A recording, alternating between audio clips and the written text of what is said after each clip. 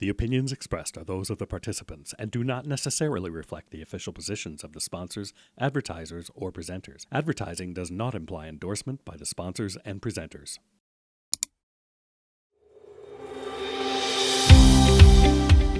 Hey guys, and welcome back to Lighting Controls Podcast. We have a fantastic pair of guests for you today, one who's been on the show previously and one who has not. But before we jump into the conversation, let me remind everyone, today's episode is presented by the LCA, the Lighting Controls Association.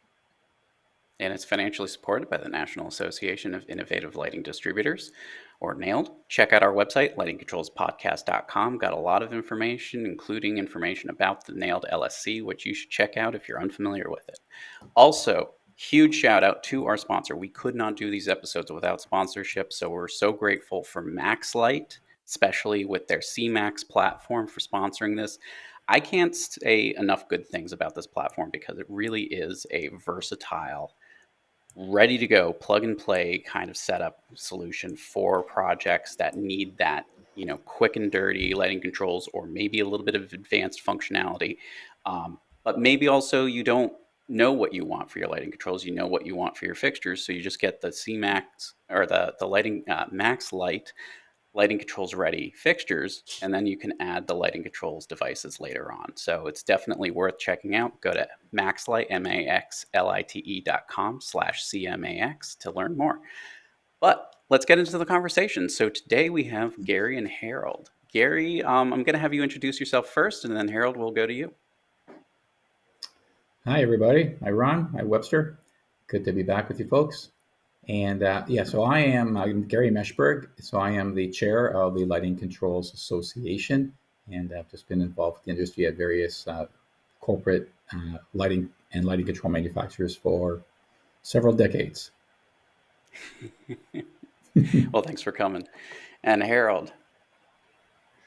Yeah, I'm on the board of the LCA and appreciate actually little brown nose in here. Thanks for all you guys do to help promote lighting controls inside the industry. So I work for Legrand. We have a number of brands underneath us, both in the lighting space and in the lighting control space. And I'm responsible for standards and industry relations. And so great to be with you guys today. And thanks for bringing me on.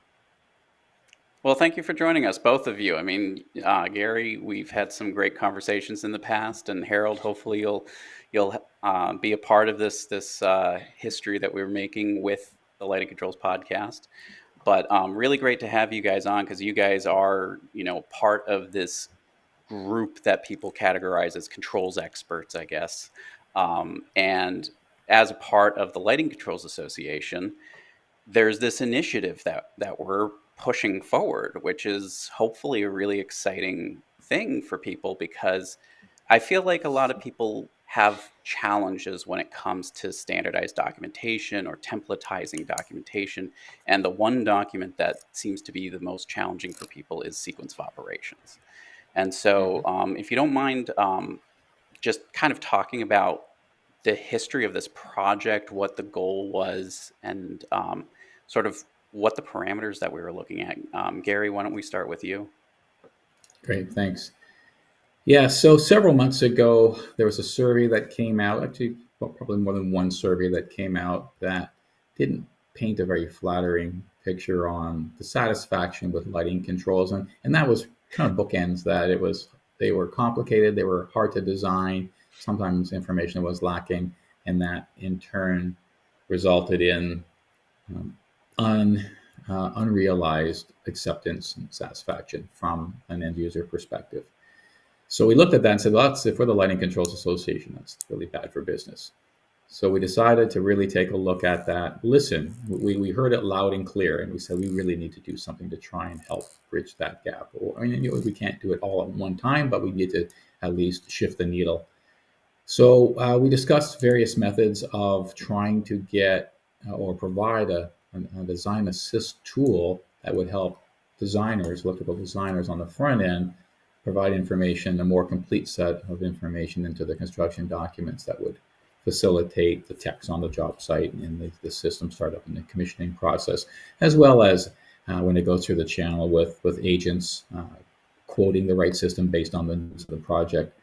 So that in turn led to what we are calling the lighting control sequence of operation matrix. And this is just a tool that will be at no cost, downloadable and editable to try and bridge the gap between design and execution and deployment of the system. Yeah, thank you, Gary. It really does kind of paint a good picture for where we're coming from because, when it comes to documentation, that seems to be the pinch point. There really seems to be something worth approaching, worth providing. And so, Harold, I'm going to go to you to kind of talk about what we did in response to that. Yeah, well, being a standards guy, I want to point to first an IES lighting practice, LP16. It came out in 2022. It's about writing control intent narratives and sequences of operation. It's a bit big. I think it took a while to get it out, a number of years. I was involved in the working group that did that with the IES. It came out through the Lighting Control Systems Committee. Is where that's from, and it's probably less utilized. It's one of those things that when you start and put an initial lighting practice or a standard out there, it's either going to be really small because you've done a great job of going for a minimum scope to make sure you can get something out, or you're not sure how to scope it and it gets monstrous. And this can be a little bit big, but what it was trying to do is cover all aspects of who's in the process, what needs to be delivered at what points in the whole construction project process, and then goes into how to create control intent narratives and sequences of operation. It wasn't trying to be prescriptive from the standpoint that this is how you must do it. It was giving you a lot of options.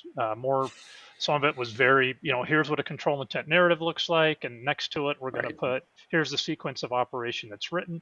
And there is a whole section in there, section 7, that is called lighting control matrices or lighting control matrix. And what we are seeing more commonly throughout the industry, the best practice that we have seen is what looks like kind of like a spreadsheet on your e-sheets that details out the controls by individual space type. And there's a lot of flavors based on who's doing it, and there's a lot of documentation out there that has nothing.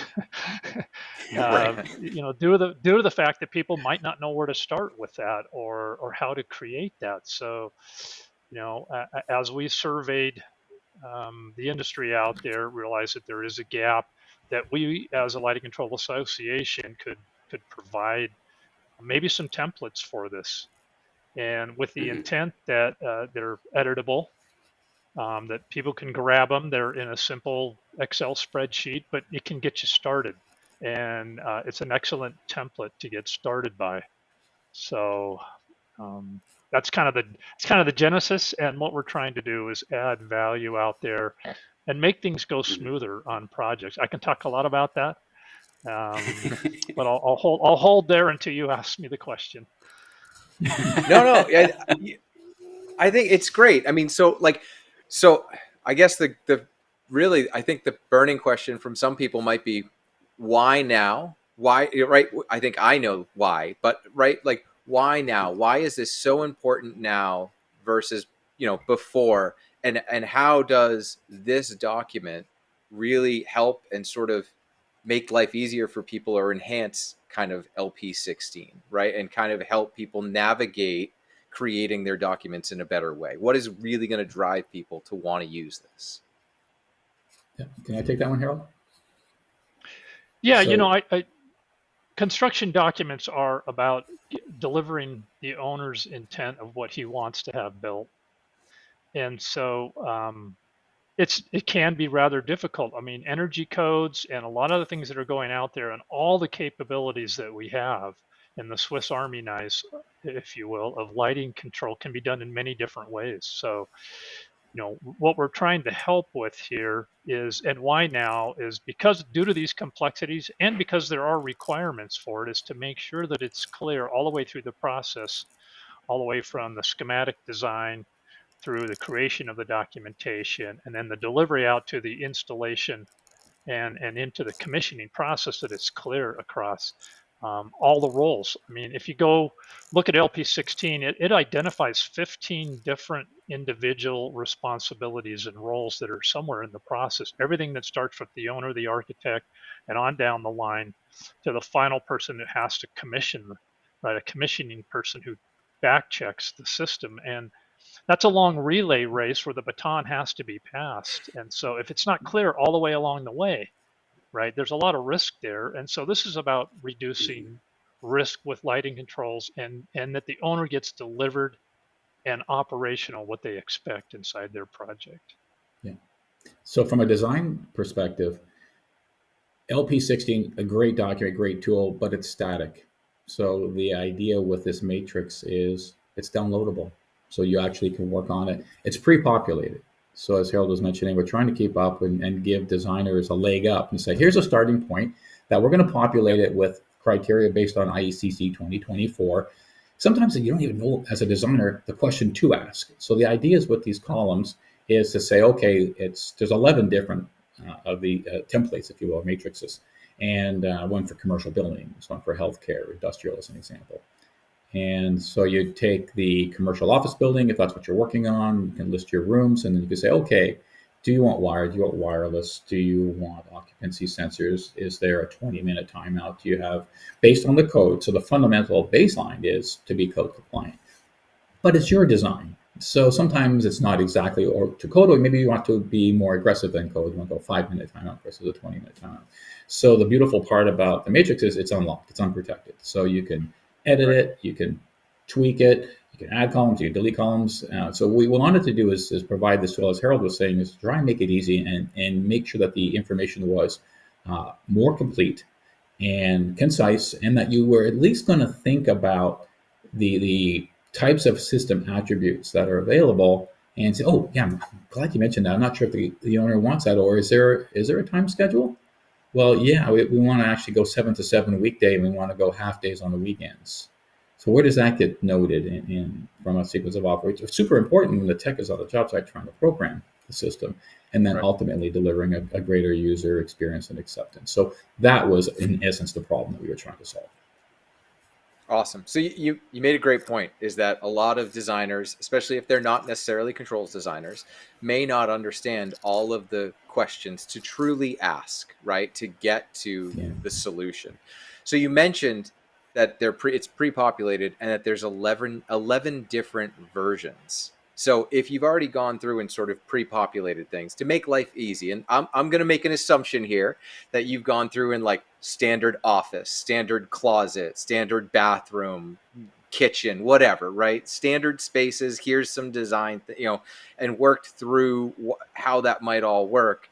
Tell us a little bit about sort of those 11 different templates and how that works with that pre-populated data. Yeah, since we have what?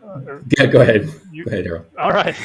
Yeah. So when we talk about 11, we're talking about 11 different building types: a manufacturing building, a warehouse building, healthcare building, educational building, office. Right. You can think, and we tried to pick what are the the top ones that would be important for designers. And if you think about a spreadsheet, the guiding very far left column is all the space types by row that come all the way down that column that you might typically see inside those buildings. And so usually your sequence of operation and how your lighting controls work are usually a space by space, right? What are we doing for the open office? How are we controlling the lights there? Or what are we doing in the restroom and the janitor closet? Some of those are probably easier, just to think off the top of our head. But the intent there is to actually use what the code uses for space types. We're not creating what we, just out of the blue, these space types. We're trying to use the same language that you'll see inside the code. Right now, our basis is the 2024 IECC. That's just beginning adoption here throughout the US. We pick those space types, and we beg you to edit it. That's the intent, is that this thing comes out as a template. It has drop downs to pick for the individual cells where it may not be necessary for the template to pre-prescribe. Are you doing a wireless system or a wired system? Well, that's not really for the LCA to decide. But the code's going to say, hey, in this type of a space, you must use an occupancy sensing control to shut the light off.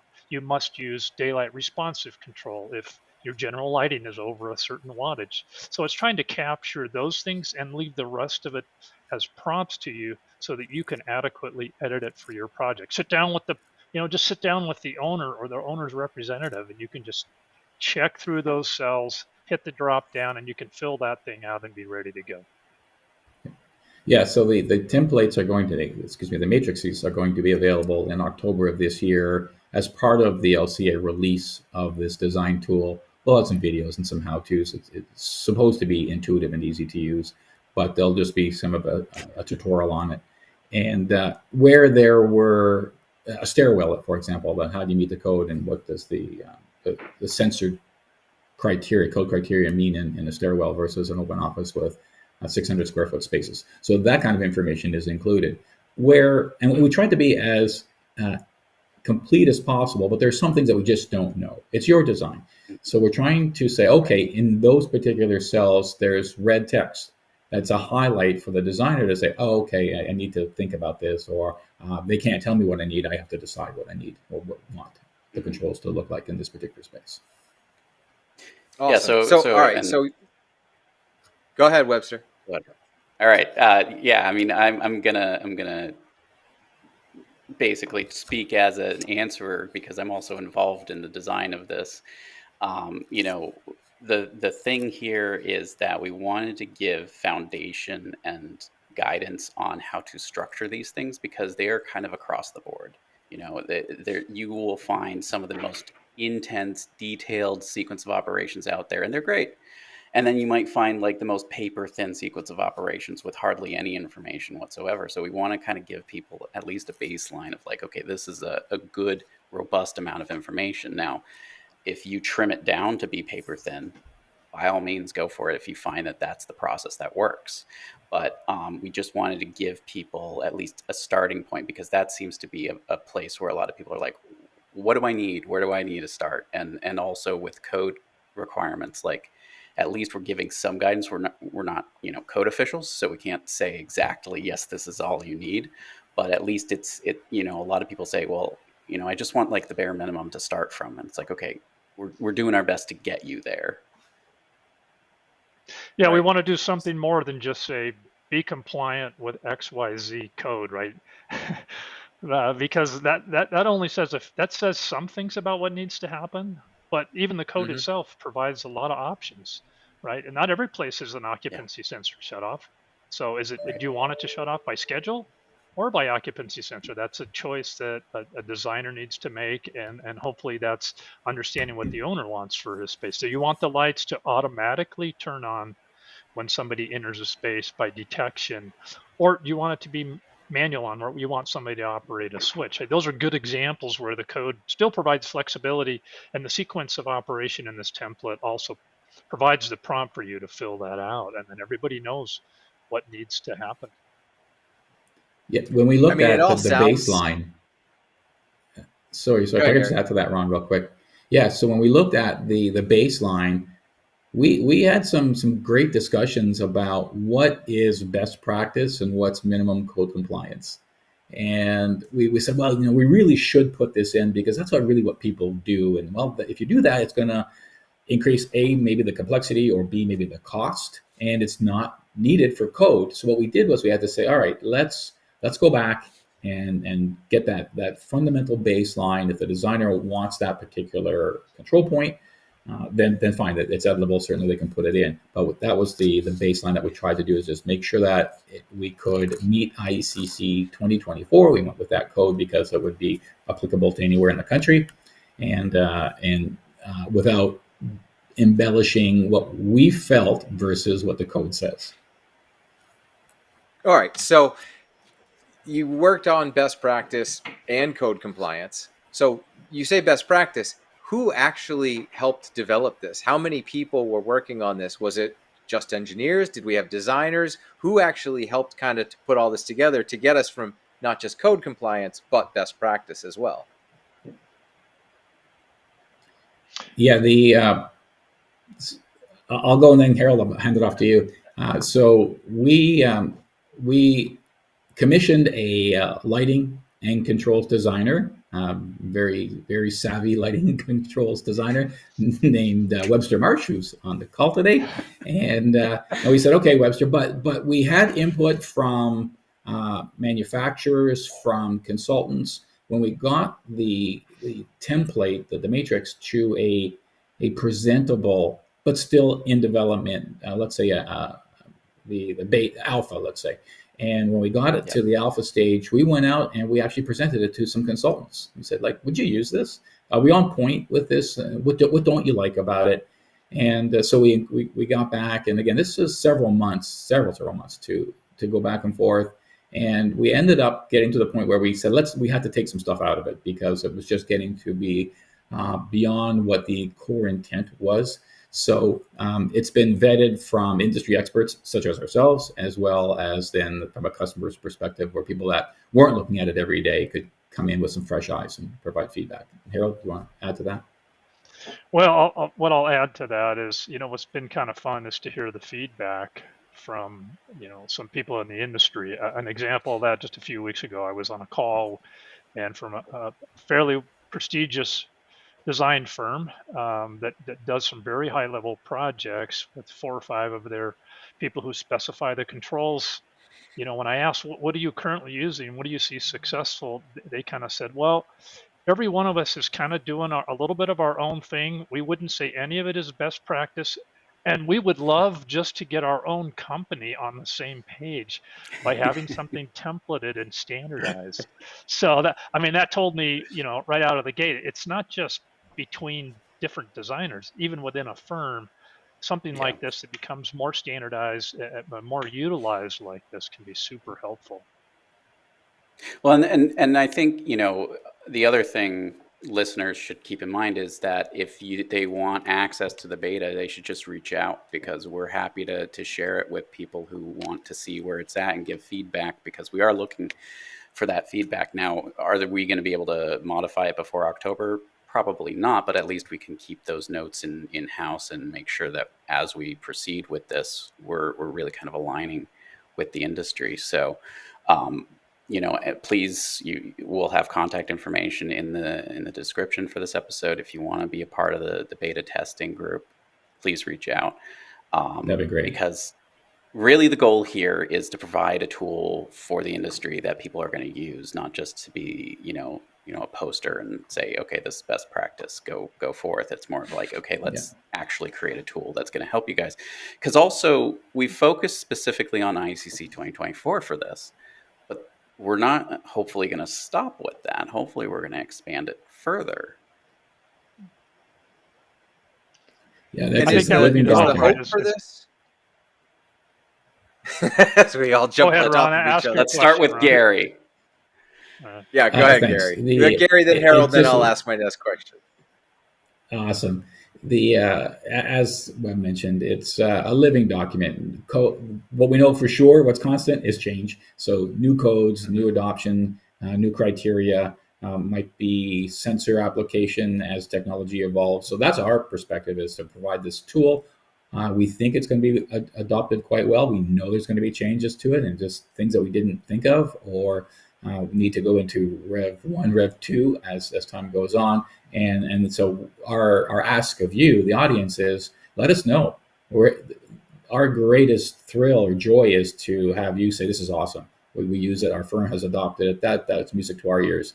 And we need that feedback from you. So please, if you like it, tell us. If you don't like it, tell us that as well. Yeah, if it's not awesome, we want to hear what you think we could do to tweak it to make it even more awesome. So I think one of the tricky things is that if you go look at all the different things that controls can possibly do, and those who really work heavily with lighting control systems, right? As a manufacturer, you put everything in there that you possibly can think of that somebody may want to use or tweak. But trying to articulate all of those and expect somebody to answer every single question is tough. So we had to make some hard calls and balance at least the columns. And what we would hope is, look, if you're not doing integration, just remove that from your sequence of operation matrix, because we do have some columns for different types of integration. Same thing for, if you're not doing any kind of color changing, color tuning, those kind of things, just remove those columns to better simplify it. So, Well, yeah. and now that we're talking about the columns, why don't we actually get into like describing what the columns are, how many, I mean, we don't have to give the full quantity, but at least give them an idea of the structure of them. I don't know if one of the two you want to. I mean, Okay, I Maybe can jump I can at talk once. I can talk to that. Some of it is about product selection, right? Are you if there's you may not care if it's wired or wireless, but if you do care, then you can mark that or indicate that. We chose to go a little bit further beyond just the sequence, but also there's a little bit of, if you will, some breadcrumbs on what is the intended product to be used. What type of sensing technology? Do you want dual tech? Do you want PIR only or ultrasonic? So we have some of that. It's in a drop down, so you can pick from that, or see specification if that's the method that you like to provide that information. Mm-hmm. Your main columns are, what typically you start off with, what's the manual control supposed to be inside the space? What's the shut off control supposed to be in the space? And where you come to shut off, is it occupancy sensing? Is it time scheduled control? What's the time delay on the occupancy sensor? So that's clear. There is a little bit of narrative language in some of those areas because it makes a lot of sense to give a little bit more about how that sequence works. I mean, you can eliminate that if you like, but that was a kind of something that we felt that allowed designers to be able to put a little more sauce in it. What's going on with the daylight responsive control inside the space? One of the things that I think is really important is if we're going to be successful, and we hear a lot of comments about the challenges with daylight responsive control, but it's not very often that we see the actual foot candle level that's needed that is expected for Mm-hmm. that design. And if we're not providing that, how is the guy setting the system up, the guy or gal, I guess, the person setting it up, the system, what are they supposed to set it for? And when the commissioning person Right. comes in, what are they supposed to check to make sure that what are you Yeah. maintaining? And not only that, because what'll happen, you just adjust that at some astronomical foot candle level, and then you lose all the energy efficiency saving that you just invested Right. to put that in. So those are some examples of some of the columns, and then it goes to some of the other further out there type kind of things about your color tuning or tunable white. Maybe high-end trim if you're utilizing that. Some of the codes actually are pushing more in the direction of high-end trim, if not as a requirement, as an optional. You can use that for additional efficiency credit. And then I think at the very end is all different ways of integration. And so we've got demand response happening in California, and we're seeing possibly some other states pick that up, as well as integration with HVAC systems and things that are like that. So from a general perspective, that's Yeah. how the sheet is set up.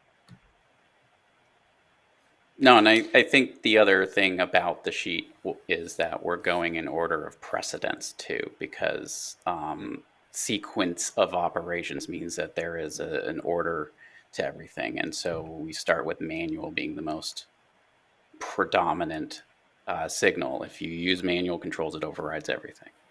Then occupancy sensor usually takes the next step, and then daylight takes the next step, and then finally scheduling takes the last step. And so that way it's, as you go from left to right, you're seeing which is most priority to least priority. Yeah, and the other thing we're trying to do is inside of it is at the top, of the columns is to provide some description about the meaning of the column. So if it's not clear what you're supposed to pick, it'll give you a little bit of a narrative to help you through that, so you can get a description of what the meaning of that column.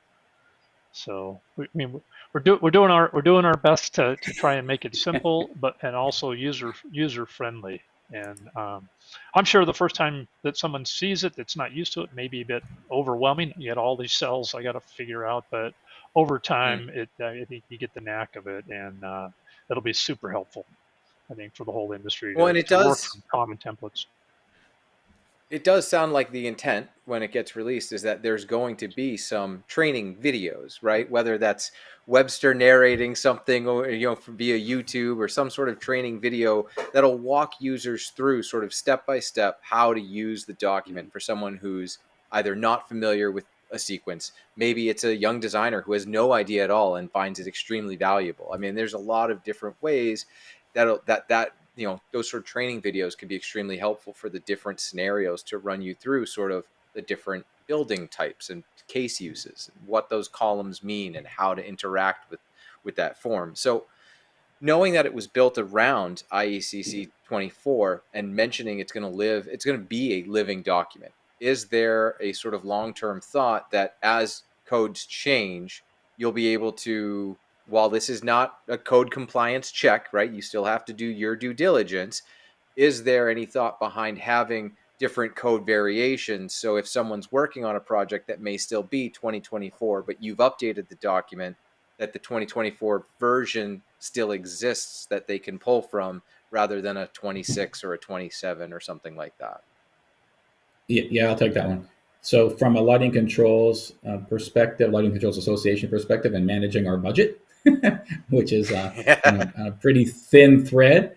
We try to, for those that have used Education Express and a lot of the content that we provide within LCA, we do crank out a lot. I mean, there's blogs and videos and accredited courses and these types of tools. So we actually had a proposal to do everything you described, Ron. And we said, okay, either we don't do it at all or we scale it back. So let's pick a code. All right, so let's baseline the most stringent code. That way it's at least as a one-stop shop. It might be more stringent than your local code, but at least you won't be under the criteria. Okay, you might be over it. So to answer your question directly, no, at this time we're not looking at various levels of code. We'll see. I mean, we're here to serve the community, and if that is loud and clear, then we may have to rethink that or allocate more funds in 2026 or 2027 to be able to provide greater value. But we'll see. We wanted to start. We wanted to get it out, and I was really pushing hard. Webster knows this. I was pushing very, very hard because it was like an 18-month project, and I said we're not going to do it.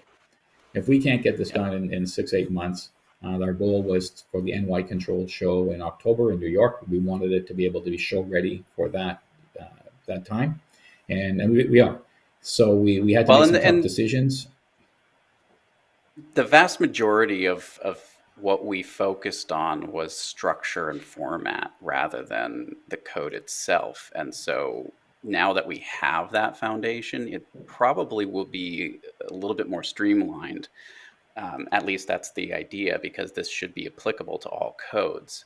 So unless some giant curveball happens in the next 6 years with some code revisions, I don't think we would necessarily need to add much to these templates to be able to adhere them to a new code. So there's another wild card in all of this called AI. And we might take this template and say, apply it to, like, we don't know at this point, but we have an idea of what's coming. So we might say, okay, this is great. AI, change this to ICC 2019 as an example. And it might help us in that process. And then you have to do trust but verify and look at those. So those are the kinds of things that we have in mind. We just want to see how that goes and how that changes our lives and design. I do want to just circle back and mention one thing in terms of managing expectations. Look, it's really hard to make things really easy. So by no means is this a 5-minute exercise. It's a tool to help be complete, to reach down the column. Do you want wireless? Do you want wired? Do you want PIR? Do you want daylight? Do you want receptacle control? Do you want emergency lighting control? Do you want building integration? Do you want audio video? So there's a lot of really good things that are prompting the designer to think, oh, maybe I do want integration with an AV system. So, but it's going to take time. The whole idea is, hey, this is a great leg up. It's structured. I just got to fill out the cells, but I got to actually think about those cells. Because Webb was saying, once you do probably your first or second room, okay, now you're on cruise control. You get it. You understand what the definitions are, what the ask when that particular cell is going to require or asking you to think about. But let's just be clear that it's not a bam, bam, in and out, 5 minute, and you're done. We do want, that's why we made it editable. We want you to think about it. We want you to edit. We want you to make it yours. And I think, personally, I think we've probably cut the time by half or 60%. I mean, it's really a huge time saver to have that structure in place and asking those questions already and try to be complete and concise at the same time. So I think the time is greatly reduced, but there's still going to be some time to that. Nice. I would also add to that is that even though owners, may have, and designers want to be flexible for what owners' needs are, a design firm oftentimes has their preferences. And so they'll be able to use this, get their preferences in there, and then from then it'll be far easier for them to iterate based on, as projects come in. Is this a good way to capture what their preferences are and be standardized about it? And then you can save it and use it on the next job if you need to. So I may be putting you guys on the hook a little bit here, and maybe NY controlled as well. But you've mentioned it a couple times, is there a thought or a plan already that you guys are doing a presentation or live demos of this at NY controlled? Not at this time. So the Lighting Controls Association does not have a booth currently. Not a bad idea now. They start getting us to think about it. So note to self, to be determined. However, you opened up the door there, Ron. Is that I sure did, didn't I? The LCA has a workshop. The day before that we would encourage anyone who wants to get a deeper dive and feel more confident with lighting controls to attend. And so I don't know if we're going to use I don't know if we're going to use these as part of that yet, but we got a few months off, but encourage you to get involved with that. For sure. And I mean, to a degree, yes, we will be sort of using this. It will be a very simplified version of it for the purpose of the workshop. But people will get some exposure to it. But yeah, I mean, we do plan to at least raise awareness at NY Controlled. Awesome. Like I said, I may have been putting you guys and them on the hook a little bit, but at least we've set the hook, and now you guys can do with that what you wish. It's a great idea. Why the LCA? Why do you feel this is your job to put this document out to everybody? It was bothering me. I said it earlier, when you see a survey that, and this was not a Lighting Controls Association survey, it was an industry survey. And I read it, and I just, we volunteer our time to provide stewardship and content as a portal for information and education on all things lighting control. And then the survey results come back, and it's not flattering. And it's like, we need to do something about it. So, and there's so many great documents, LP16 being one of them. So the sequence of operations, a control intent narrative, owner's project requirements, nothing new. These have been around for a long, long time, but they weren't getting adopted, and we found incomplete specifications. And we said, you know what, who's better to do that than maybe the IES or maybe the Lighting Controls Association? So we just took it upon ourselves and say, could we do this? Could we do it in a reasonable amount of time? Would it add value? And ultimately, look, we're trying to add value for our members. We're trying to attract more members, and we're a pay-to-play. So without our members, we don't exist. So the idea is to be able to drive people to the Lighting Controls Association to add value to our members. This was a tool for that. It's a marketing tool as well. And in addition, we have over 400,000 people that have taken Education Express courses. Hundreds of thousands. It's mind-boggling. So it was like, all right, so as the chair, okay, what does Lighting Controls Association look like next year, in 2 years, in 5 years? What kinds of things should we be doing? How do we move the needle and push it forward? How do we continue to add value? The kinds of things that keep me up at night is being able to answer those kinds of questions, and within a limited budget as well. And so this was one of the things that I thought that, it's not my decision, but we brought the committee together and we said, what do you think? Is this something that would add value? And we can do, and we actually can do it. We can execute on it within a reasonable amount of time. So that's how this came to be.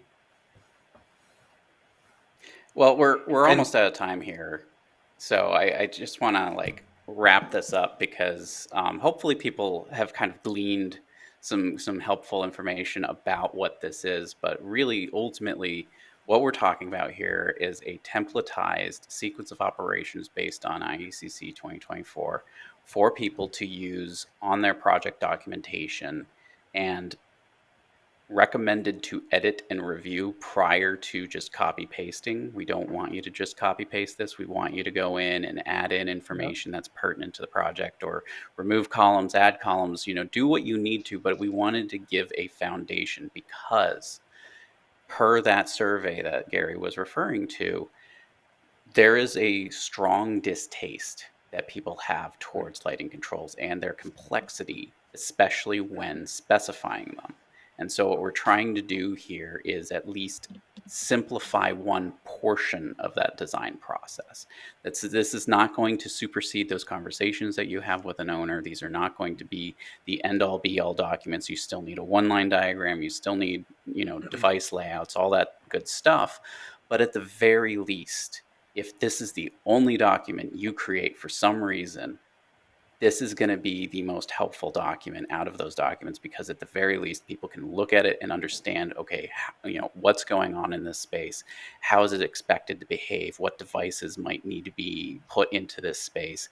It might not give you exact quantities. You might still have to look at the layouts to get that precision, but manufacturers, commissioning providers, technicians, contractors, this is going to help communicate that information to those team members from the design team. And we found that there is a weak link going on between that communication, and we're not certain where that communication breaks down, but the design team at the very least has a tool with this to be able to provide clear guidance on what is expected from the lighting control system, so that a more professional group can get involved. A manufacturer can come in and help finish that out. Yeah. So where can you get it, and when can you get it? So it will be available from the Lighting Controls Association website. It will be a free download, and the target is hopefully early October of this year. Yep. And again, the asks that we have is use it, play with it, tell us what you like, tell us what you don't like. awesome. And So I would add to that. quick- I was going to add to that. Make it yours, right? It's not meant to be, as Webster said, the end all. It's a great starting point for you, and make it yours. So one last sort of quick question. Again, Gary, I may kind of be putting you on the hook here a little bit, but is there, knowing that it's going to come out in October, but is there any thought, or was there any sort of plan to have sort of a landing page for it where people could sign up for a mailing list, so people who aren't currently LCA members and aren't getting newsletters can sign up and get updates, not only of when this goes live, but also sign up for updates for when changes are made to the document, so they can go back to the site and download the latest version? Yeah, so managing a large database is always very fun. I would encourage people just to sign up as a member. It's free, so sign up. You get on our blog. That way you get all the posts and where you're not missing anything. And of course, if there is a Rev 1 of the template, or we update the industrial template as an example, or the healthcare template, then you'll be notified via the blog that comes out. So we're kind of trying to streamline it without creating additional databases for us. And follow us on So LinkedIn long and short as answers. well. There you go. Yep. Go to follow LCA on all the socials. Go to the website, sign up, become a member. You'll get the newsletter. That newsletter will have all those updates for you, so you'll have that information already. Be a part of the conversation. Don't be afraid to join the conversation. That's why we keep trying to engage people as much as possible, right? The more voices we have, the better we can create all of these documents, and the more conversations we have, the better as a community we can really be, right? And ideally, it sounds like this is never going to be it might not be a standard per se, but I think the hope is that this is adopted as a standard practice. And then maybe perhaps other organizations like the IES say, hey, this is a document we recommend based on best case, practice and code and everything else. And I think it's a fantastic starting point. Someone had to create something, right? I mean, we've seen various versions from individual entities over the years. Some people have made really great versions, some people not so much, right? But something is better than nothing. But having sort of a standardized template from the LCA where, like you said, hundreds of thousands of people already go to, makes it easy for people to find, makes it easy for people to want to use and adopt. And hopefully we start seeing more and more documents coming out in the coming months and coming years adopting this, which is ultimately going to provide better controls for end users, better experiences. It's also, we didn't really touch on that, but it's going to help with cost. When you don't have this information up front, we've touched on this before, manufacturers, integrators, whoever, they have to pad their numbers if they don't know exactly what is required. We're making best guesses with the information we have. And if that information is not extremely clear in the specification, you tend to err on the side of caution, which means you pad the number a little bit and include some extra hardware. And if that document is extremely clear and you know exactly what's required, we can really start to bring those costs back down and maybe get some people to start seeing that it's not, lighting controls are not too expensive. When implemented properly and you have the correct documentation and the correct team, lighting controls are not too expensive on a project. And we tend to hear that far too often, unfortunately, and hopefully this really, really helps. So guys, thank you so much for all of your time today. Thank you for everything that you're doing for this document, the LCA, the community in general. Truly appreciate absolutely everything that you guys do for us. Thank you, Ron. Appreciate it. Thank you, Webster. Yep. Thank you. Thank you. Thank I you, will close Harold. us out and just remind everyone that today's episode is presented by the LCA, the Lighting Controls Association. And it's financially supported by the National Association of Innovative Lighting Distributors, or NAILD. Check out our website, lightingcontrolspodcast.com. Got a lot of information about the NAILD LSC if you want to get certified in lighting controls, but also we've got all of our episodes and a whole lot more. But also huge shout out to our sponsor for this episode. We could not do this without Max Light, and their CMAX lighting controls platform is definitely worth checking out.